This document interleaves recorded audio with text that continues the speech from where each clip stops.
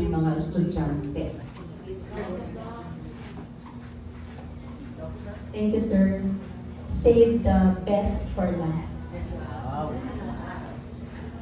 I would like first, on behalf of our group on student services, to acknowledge the great job done by ADSU Quasmo team, because for reference, we have used and utilized fully well for this morning's conversations and this report as an output, the synthesis that they had done on SWOT summary from our presentations done yesterday.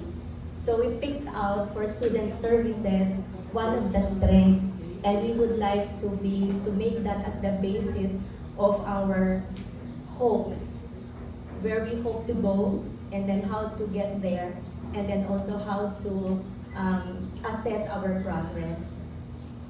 So we focus on number 5, if you have the copy with you per table, on the strengths. And hence, from that as the basis, we formulated our goal. So number 5 on the strengths, it reads, strong student support mechanisms. And that is on record keeping, counseling, health, campus ministry, sports, arts, and others, all synergize towards holistic formation. And we formulated, therefore, our goal. We only have one, because altogether, as we hope to get there, formulating this goal, at the same time, we are also actually addressing the weakness number 6. So if you, again, that's a reference where it also reads certain areas of student services, which reports as also with a weakness. So that's mental health and campus ministry. In other words, we're hitting here 2 birds with 1 stone. So for our goal, and the only one that we have, is to enhance student support mechanisms towards holistic formation. And that will include specifically, as we have read it on the paper, on record keeping, counseling, health, campus ministry, sports, and arts. Hence, because this is our goal, then we're also directed into how to get there by enumerating what could be our ways and strategies for each of these student service. So we will begin for strategy 1.1 on record keeping. Letter A, to develop a centralized digital record system for a systematic data accessibility. And that is certainly to maintain consistency and provision of interventions. And that really is one of our hopes and dreams, that as an ICAS Incorporated, that we become digitalized one day soon. Letter B, for strategy 1.1 on record keeping, also that we ensure confidentiality for learners' privacy. So even as we go digitalizing records and etc., but we have to really keep in mind privacy and confidentiality. In other words, records will only be accessible for 3 persons in the academy: the principal, the prefect, and counselor, as deemed necessary. So for strategy 1.2 on counseling, which I will be, hopefully, we have shared this. We have strategy 1.2 with the ways how to get there. And, you know, as a group on student services, all of us wore only one lens. All of us, we're 6, no? So actually, in the conversations that we had, I invited, as the facilitator, every one of us to think about how to get there on record keeping, on counseling, on health, on sports, campus ministry, and arts. So each one of us, because we're 6, fortunately, so each one contributed because of that lens na iisa lang po tayo as ICAS Incorporated. So for counseling, letter A, to create an institutional mental health information form. And that is to be able to identify learners who are or who were diagnosed with mental health issues or mental disorders. I think, I just don't remember who, on the first day of our gathering here with Bishop as our first speaker, one of our mentors or teachers raised a question about how to admit or not to admit students who enter or would like to join us or study with special needs. Yeah. And after the talk of Bishop, he just dropped by a while where I was seated and told me, Doc Jade, ikaw na bahala sa criteria. And this is one of the things that I have in my mind. And this is also at the same time actually benchmarking where I came from. So most of you know that I have just come from De La Salle, Manila, counseling office, and just a little story to tell. For example, DLSU Manila has 26,000 students. For example, for this school year, there are 7,000 first-year college, because I was in the college.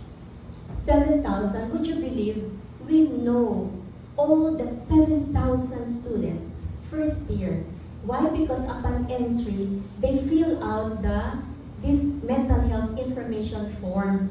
And the 7,000 students are being divided to all of us were 30 registered guidance counselors. And so, for example, I handle my own students. From first year, I am their attending counselor up until they graduate. And from my list of students, I would know who were diagnosed with ADHD, with autism, those of them diagnosed with MDD, that's a major depressive disorder, with eating disorder, just name it, no?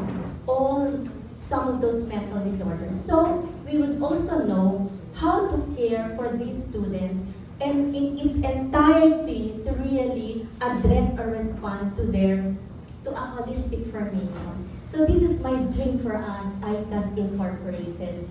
And as an output or result of that, we can also initiate letter B, a co-management treatment, because like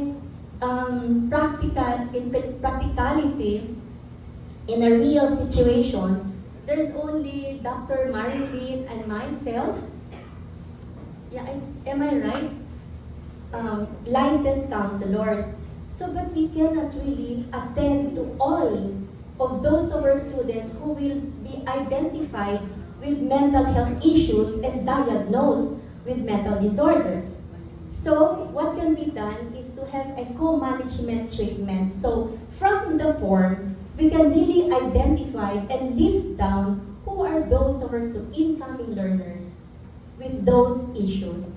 And then, we can make an assessment whether or not these students with mental health disorders or mental health issues be referred to psychiatrists because the student needs medication, or to a psychologist for psychological assessment, medical doctors for those who have episodes of panic attack. And we can do anything about that, but the MD can do that. At the same time, with a co-management treatment, we can also have a pool of mental health professionals. So we can list down, no, or create, it's a list of mental health professionals. So we hope and dream that the ICAS Incorporated will be affiliated to probably 1 or 2 or 3 psychiatrists, so that when we refer our student, we have names to offer or to give to the parent. Ma'am, ito po si doctor. Ano po siya, ma'am? Affiliated sa ICAS Incorporated. Ano po siya, ma'am? Psychiatrist. So we can truly help. Otherwise, a medical doctor, we also have a list. And I know that we have our medical doctors, right? For each of us in Calarian, Tetuan, and ICES. So that's easy for us, I know, to do. Letter C, to set guidelines or school policy on admittance of incoming learners.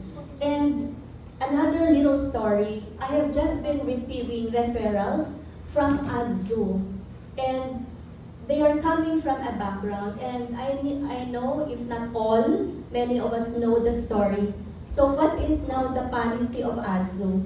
For the incoming grade school and the senior high, in fact, I got referrals, they are required by the guidance office to consult mental health professionals like licensed counselors, psychiatrists, and medical doctors to certify that this student who aspires or dreams to study in ADZU will be certified as fit to go to school. In other words, if we are open to these learners with mental disorders, mental health issues, children with special needs, that hopefully we can also come up with a school policy and something that looks like this.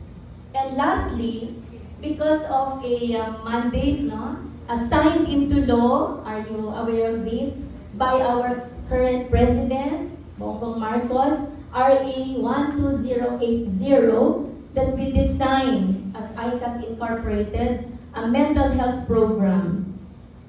Signed into law very recently on December 9, 2024, and that is the development of school-based mental health program to address the learners' academic performance and overall well-being. So are we not also addressing a holistic formation? So that's for counseling. Strategy 1.3 on health. Letter A, what we hope to do, or how to get there rather. To increase the health awareness of learners to develop their lifelong healthy habits. Letter B, to digitalize health records of all employees and learners for a systematic handling of data and also quick updating, because it's in the desktop computer or maybe in the laptop, but we all have the files of students in our campus or school. And lastly, to hire additional health personnel if school directors and the council deem it necessary, and if it is really important, if it's a need, yeah? And they will serve as an aid or as an assistant to our school nurse. So this is for campuses who have more learners or greater population. Alright, strategy 1.4 for campus ministry. Campus ministry is also one of the important student services. So letter A, how we get there? To conduct regular workshops, seminars, and trainings for our altar servers, lectors, and commentators and choir. So not just to offer these trainings one time, but as we want ourselves to be updated and do also upskilling, I think the learners will also need the same. Letter B, to form the Tolda Cristiana among the learners in campus for evangelization. Well, we all have the tendencies that if we are in the campus ministry, we have the tendency only to be confined in sacramentals, Eucharistic celebration.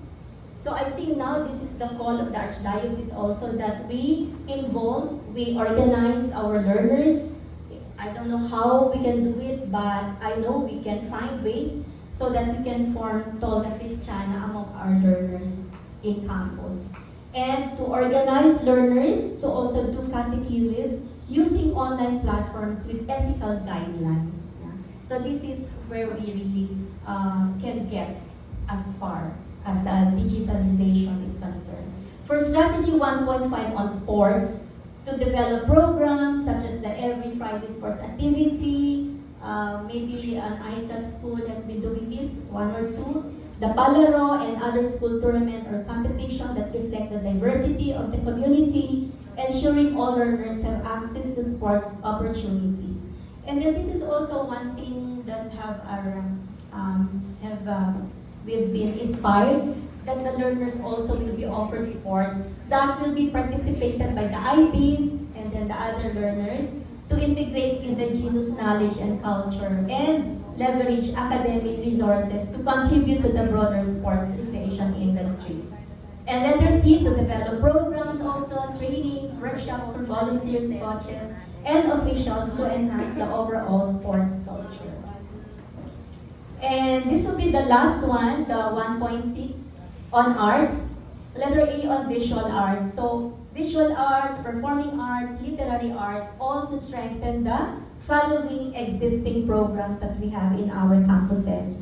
So we have the arts exhibit, workshops, and collaborations to showcase our learners' artwork in a gallery perhaps, in online platform, partner with local artists and out-campus art organizations. On performing arts, we can come up with music programs and dance classes to develop and showcase the talents of the learners. If we have all these existing, we can still do more in order to enhance our learners' capacity and talents and abilities.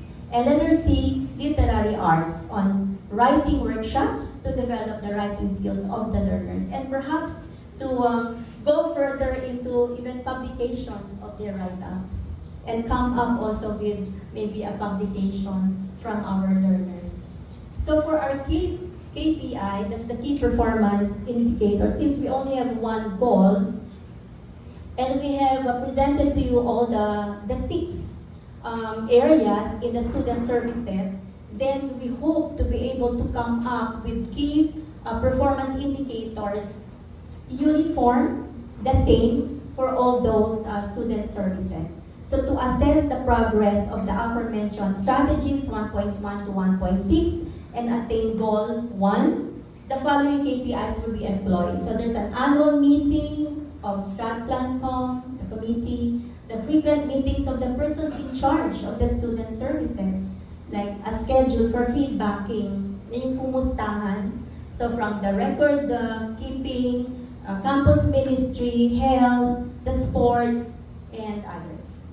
And then evaluation tools. We can design evaluation tools to assess the effectivity of the workshops, the seminars, and trainings. I have in mind that this is one of our, I think, weaknesses, that we plan or design programs. And good enough, we implement the programs. But we tend to forget to evaluate the program. In other words, we feel that we've done so well, but we really do not know if the program was effective and if the program or the activities actually have attained the goal set for and during the designing of the program. So it's really good that when we design, we implement, we evaluate. That will be our direction. And a survey questionnaire to be accomplished also by the learners or the recipients of our programs and our seminars to gather data useful for research in the future. And research has to be purposeful. We just don't do research because we're required. We just don't do research because PASCO requires it or asks for it. But actually, what I understand is, from the standpoint of student services, we do research because we want to develop new programs. And that our programs are evidence-based. And we will know that our programs are truly effective because we have data gathered. So that will be also the usefulness of the evaluation and assessment tools to be used in research, but the research has to produce as an output development of new programs for our learners. And in that way, we can hopefully fully attain our goal. Thank you for listening.